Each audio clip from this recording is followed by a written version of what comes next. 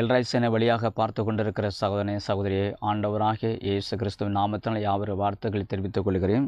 இன்றைக்கு தேவைப்பட்ட வசனம் சங்கீதம் 69 அதிகாரம் 30 வசனம் சொல்லுகிறது, தேவனுடைய நாமத்தை பாட்டினாலும் துதித்து அவர் ஸ்தோத்திரத்தினாலே மகிப்படுத்தும். தாவீது இப்படியார் ஸ்தோத்திரத்தினால் பாட்டினால் மகிப்படுத்த நாம் 2025 ஆண்டு நம்ம வந்திருக்கிறோம்.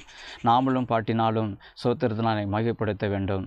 அதேபோல் சங்கீதம் 86:12 சொல்லுகிறது, என்றைக்கும் ஜீவன நாள் மட்டும் என்றைக்கும் அவரை ஸ்தோத்திரம் செய்ய வேண்டும், அவர் மகிமைப்படுத்த வேண்டும், ஜீவன நாள் மட்டும் மகிமைப்படுத்த வேண்டும். அதேபோல் நேபுகாத்நேச்சர் தானியேல் 4 அதிகாரம் 34 வசனம் சொல்லுகிறது, அவருக்கு அற்புதம் செஞ்சார், உயர்த்தினார், அவர் மகிமைப்படுத்தினார், அதிசயங்களை செய்தார். அதே போல் அவர் உயர்த்தினது போல நாமளும் இப்படி நம்ம வாழ்க்கையிலே இந்த 2025 ஆண்டு அற்புதம் செய்த போல நம்முடைய வாழ்க்கையில நன்றி செலுவலாகி துதித்த பாடுகளாகி அவரை மகிமைப்படுத்த வேண்டும். தேவன் தாமே இந்த வசனத்தை ஆசீர்வதிப்பாராக. ஆமேன்.